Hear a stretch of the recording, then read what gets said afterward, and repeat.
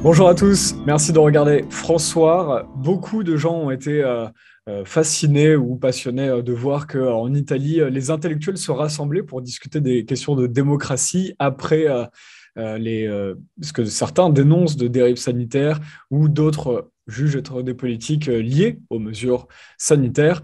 Aujourd'hui, nous sommes avec Ugo Mattei, qui est un intellectuel, un professeur en sciences politiques, en droit civil. Il va se présenter juste après. Il est en Italie, il fait partie de ces organisateurs en chef qui essaient de rassembler non seulement les intellectuels d'Italie, mais aussi les intellectuels, de lier les intellectuels d'Italie avec les intellectuels français, de faire une collaboration entre nos nations. Et Tristan sera avec nous pour faire, que vous avez déjà vu sur d'autres interviews, Tristan fera l'interprète et nous présentera, traduira pardon, de l'italien au français.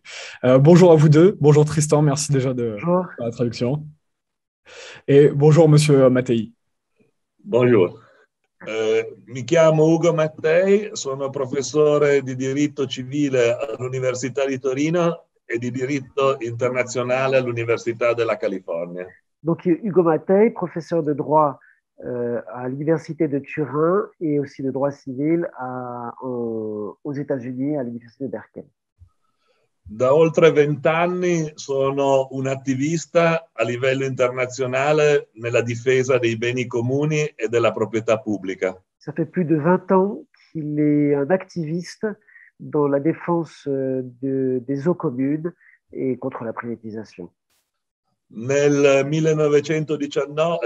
2019 ho ricevuto il premio Elinor Ostrom per questa mia attività e anche un dottorato ad honorem all'Università di Louvain-la-Neuve in Belgio. En 2009, il a reçu un prix pour son activité et aussi en 2011 en Belgique pour toutes ses activités. Mi sono occupato da ultimo della questione del Green Pass e degli obblighi di vaccinazione che sono stati imposti in Italia nel quadro di questo stesso tipo di analisi politica. Et il s'est exposé depuis l'arrivée du Green Pass en Italie, toujours dans la même perspective politique de dénonciation. Io ritengo che la politica del Green Pass, che impone un obbligo di vaccinarsi con alcuni tipi di vaccini prodotti da società multinazionali, principalmente americane, e soprattutto il costante sforzo di convincere la popolazione che la sola soluzione della pandemia sia il vaccino, costituisca un grande tentativo di trasferimento di ricchezze pubbliche in mani private. Alors, il dénonce la politique de Green Pass,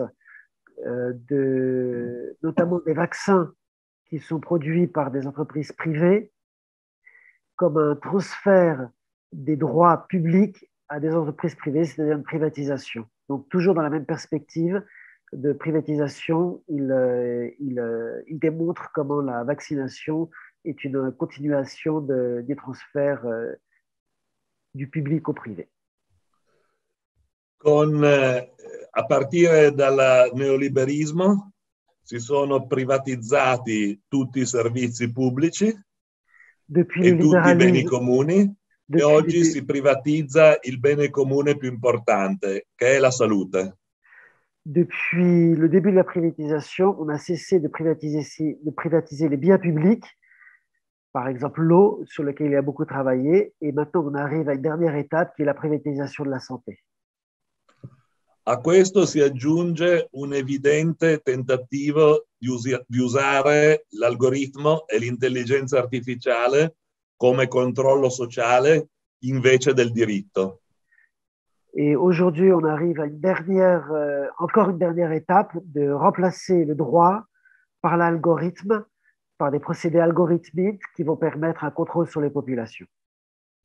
Alors, du coup, si on peut revenir juste pour... est-ce que vous pouvez nous parler un petit peu avant qu'on pose des questions, parce que c'est déjà des points très très importants. On a beaucoup parlé de ces points-là, notamment du contrôle social par rapport avec le digital. La question là, c'est alors déjà juste, est-ce que vous pouvez nous parler des derniers événements? On a vu la semaine dernière ces foules de gens avec leur téléphone et leur lampe torche illuminer Rome, la place centrale de Rome. Voilà, que pensez-vous de la situation actuellement? Y a-t-il une révolte du peuple en Italie aujourd'hui? In Italia siamo in una situazione drammatica. Voi all'estero non ve ne rendete conto, ma da 2 anni l'Italia non è più un sistema democratico, ma è un sistema che ha centralizzato tutti i poteri nelle mani di un esecutivo che è controllato dal Presidente della Repubblica. Alors en fait, la situation en Italie est absolument dramatique.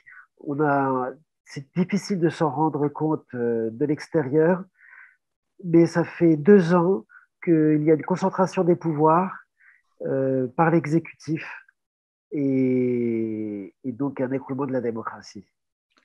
Il governo Draghi oggi è molto simile al governo Mussolini nel 1922, è stato messo al potere dagli stessi identici interessi finanziari dell'asse anglo-americana, è sostenuto dalla Confindustria, dagli industriali italiani e vive dell'indifferenza della piccola borghesia. Alors, on est dans une situation très similaire à celle de Mussolini quand il a été mis au pouvoir en 1922. Il a comparé Draghi à Mussolini. Voilà. Et Draghi, voilà, sì. c'est-à-dire Draghi, comment Draghi a été mis au pouvoir en 1922, c'est-à-dire avec un conglomérat anglo-américain, l'industrie italienne, et tout ça dans l'indifférence de la petite bourgeoisie. Le cose che dico mi rendo conto che sono molto gravi, ma penso che in Italia in questi giorni si stiano superando di molto i limiti di un sistema democratico. Les causes sont graves et depuis dernièrement, on a complètement dépassé les limites d'un système démocratique. Mais alors, donc, du coup, moi, ma question tout à l'heure, c'était pas est-ce que le peuple se rebelle? On voit que l'Italie est donc un des pays les plus vaccinés d'Europe. Si je ne m'abuse pas, je crois qu'on en est sur 80% de vaccinés, du coup, en Italie. Le peuple a confiance dans le gouvernement, alors, aujourd'hui, dans son No, gouvernement Mussolini. no. Il governo Draghi mente. Noi siamo governati da un sistema di menzogne. Non c'è libertà di stampa. Tutte le manifestazioni che portano in piazza migliaia, migliaia e migliaia di persone vengono umiliate e non vengono raccontate. Probabilmente in Italia 20% della popolazione, quindi oltre 10 milioni di persone, sono fortemente resistenti rispetto al governo Draghi. Tuttavia, questi milioni di persone non sono rappresentati perché il Parlamento, le forze politiche hanno tradito il loro mandato. Alors, il faut savoir que le gouvernement Draghi ne cesse de mentir. Il n'y a plus de liberté d'information, plus de liberté de presse non plus. Et les foules sont en permanence humiliées dans la presse, vilipendées. Et il y a au moins 20% de résistants dont on ne parle pas. Il y a aussi une résistance parlementaire, mais il faut savoir que la plupart, comme il dit, le Parlement a trahi. Et donc, du coup, aujourd'hui, donc, j'ai toujours pas ma réponse. Est-ce que le peuple se révolte un petit peu? Tu parles de 20%? Il popolo si rivolta. Assolutamente, tutti i sabati da 18 settimane a questa parte tutte le piazze d'Italia si riempiono di manifestazioni. Tous les samedis, il y a des manifestations dans toutes les villes d'Italie. Queste manifestazioni vengono diffamate e quindi si cerca di nascondere alla popolazione indifferente quello che sta succedendo. Ma la situazione è davvero molto molto seria. È per questo che abbiamo deciso di reagire come intellettuali militanti.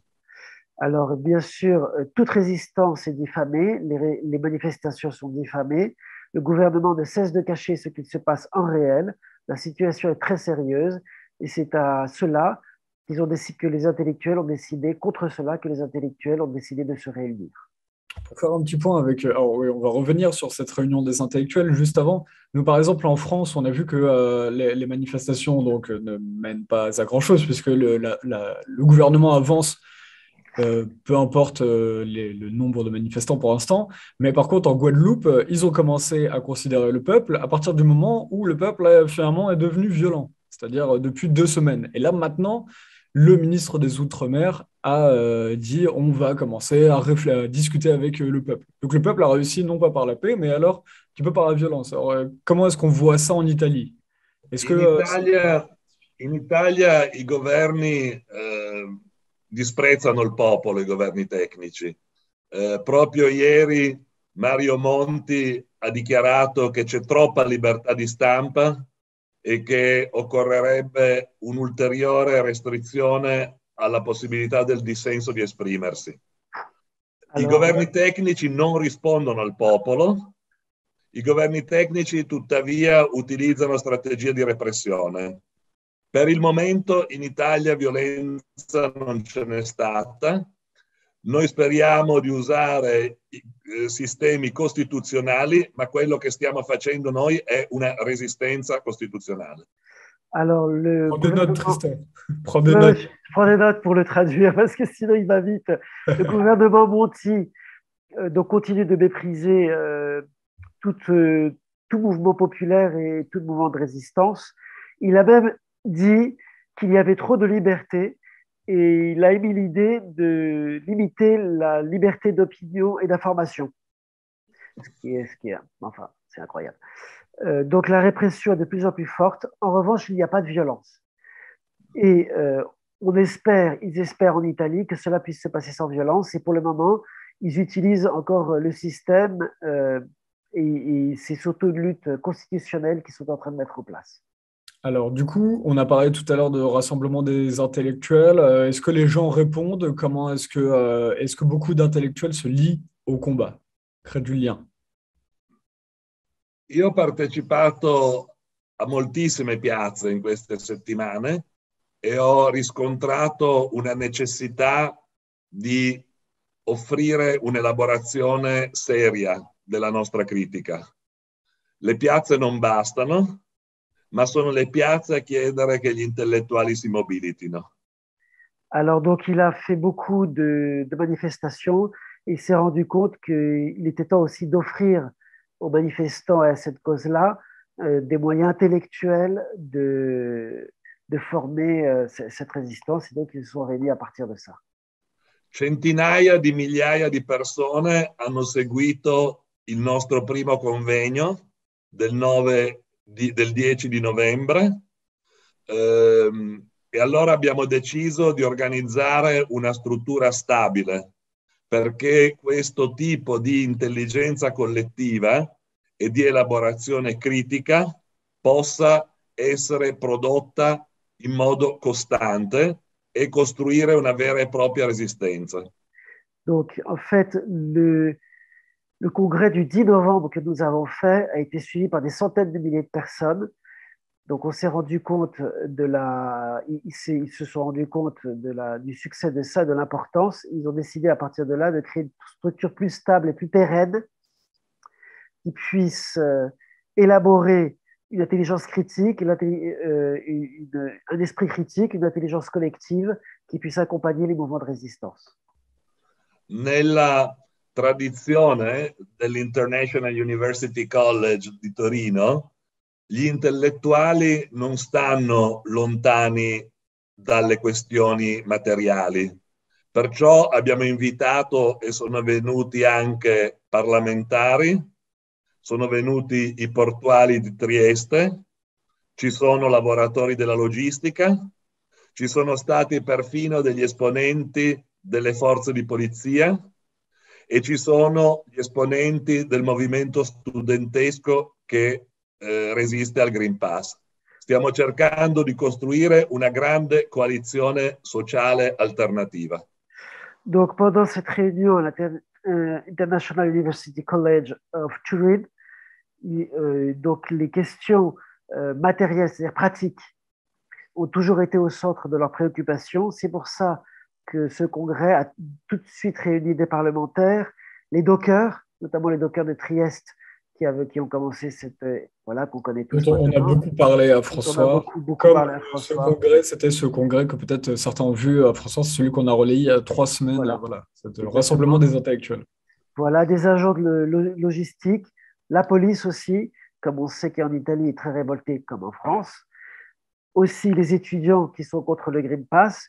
Et donc, à partir de toute cette réalité très concrète, on espère, nous espérons tous faire une coalition stratégique et efficace. Pardon, du coup, oui. Al prossimo congresso ci saranno anche per la prima volta probabilmente dei magistrati e questo sarà molto importante perché noi vogliamo restare all'interno della legalità costituzionale. Noi pensiamo che oggi il governo italiano sia fuori dalla legalità costituzionale e la nostra resistenza sta dentro la legalità costituzionale. Donc, au prochain congrès du 8 décembre, il y aura l'intervention de magistrats cette fois-ci, parce qu'il y avait aussi pas mal de docteurs. On a eu pas mal de docteurs. Parce que Des médecins, des il y juristes, des avait professeurs de voilà, sciences politiques. Quelli sono gli voilà, intellettuali. voilà. Et de manière à pouvoir, l'idée c'est de pouvoir résister et jouer sur la légalité constitutionnelle, puisqu'ils estiment que le gouvernement est hors légalité et anticonstitutionnel et qu'il faut reprendre ses droits à partir de l'intérieur. Donc là, on peut parler d'une union du peuple. Aujourd'hui, quand on parle des intellectuels, c'est le peuple également. Sì, noi vogliamo essere intellettuali che rappresentano e elaborano i bisogni del popolo. Stefano Rodotà parlava di costituzionalismo dei bisogni. I bisogni del popolo vengono prima di tutto e l'organizzazione che intorno al nome di Stefano Rodotà ha lanciato questo processo mette al centro i bisogni del popolo. Alors donc, eux, ils représentent, c'est des intellectuels proches du peuple qui élaborent, notamment autour de Stefano Rodotà, l'idée de constitution des besoins. C'est-à-dire, ils mettent au centre les besoins du peuple et à partir de ça, ils élaborent de manière intellectuelle comment on peut mettre ça en valeur. Bisogna ricordarsi che la Costituzione italiana è molto diversa da quella della Quinta Repubblica. Quindi, mentre Macron non usurpa il suo potere, okay. Il nostro presidente Mattarella sta usurpando il suo potere, perché il nostro presidente dovrebbe essere garante di tutti e dovrebbe essere istituzione di garanzia, non capo dell'esecutivo. Alors là, c'est très important puisque à la différence de la Ve République en France, où l'exécutif, comme on sait, a un rôle central, en revanche, le président en Italie doit être garant de la Constitution et des intérêts de la Constitution, ce qui n'est pas actuellement. Donc il n'y a pas, comme en France, un pouvoir exécutif aussi fort. Alors que là, en Italie, il fait comme s'il était en cinquième, comme s'ils étaient en Ve République. Aïe, aïe, aïe. Alors en fait, Mussolini, jusqu'en 1927, il n'y a pas eu de rupture constitutionnelle. Il a continué à agir selon la Constitution. Là, il y a une rupture encore plus forte, en fait, puisque le gouvernement a fait une rupture constitutionnelle, puisqu'il agit de manière gaulliste, c'est-à-dire comme chez nous pendant la Ve République. Donc, en fin de compte, c'est encore pire. Invece è ancora peggio. Sì, è come in Francia, ma senza legittimazione. Voilà, c'est comme en France, mais en plus sans la légitimation du peuple, parce que Draghi et Mattarella n'ont pas été élus. D'accord. Ça, c'est très important. Très important. E questa è la causa principale della nostra resistenza costituzionale. Et ça, c'est la cause principale de leur résistance constitutionnelle, c'est-à-dire ils sont anticonstitutionnels, ils font une rupture constitutionnelle et en plus, ils ne sont pas élus. On vous remercie pour cet entretien. Juste pour conclure, vous appelez aujourd'hui tous les scientifiques, tous les intellectuels. Qui demandez-vous? Vous allez sortir un manifeste? Qu'est-ce que vous recherchez aujourd'hui en contactant la France, quoi? Ouais, on peut dire. Noi pensiamo che sia importante che gli intellettuali di tutta Europa si riuniscano per difendere i popoli che stanno perdendo la democrazia. Io credo che l'Europa non sia più una struttura democratica e credo che i popoli europei, che tutti quanti stanno soffrendo in un modo o nell'altro sotto abusi evidenti dell'emergenza, costruiscano un dialogo serio fra loro. Alors, il pense qu'aujourd'hui, le plus important, c'est de réunir non seulement les Français, mais toute l'Europe. Toute l'Europe, et que les peuples doivent défendre la démocratie qui est en train de sombrer. Et il faut que tous les peuples qui sont attaqués d'une manière ou d'une autre se réunissent et qu'on mette fin à cet état d'urgence qui est en fait un état qui permet d'abuser des pouvoirs et de mettre fin à la démocratie. In particolare, con gli amici francesi, vorrei organizzare un grande incontro su libertà, egalità e fraternità, che sono davvero gli aspetti del costituzionalismo liberale che queste derive tecnofasciste stanno mettendo in discussione. Et il aimerait organiser donc prochainement, au prochain congrès, avec le peuple français, avec les intellectuels français, une vraie réflexion autour de la liberté, égalité, fraternité, qui sont écrasés par le néolibéralisme. Alors, on vous souhaite beaucoup de courage pour ce projet que vous allez organiser, dont vous faites partie tous les deux. Et voilà, on suivra ça de très près à François. Merci encore. Merci beaucoup. Merci à vous. Merci Tristan, merci Romain.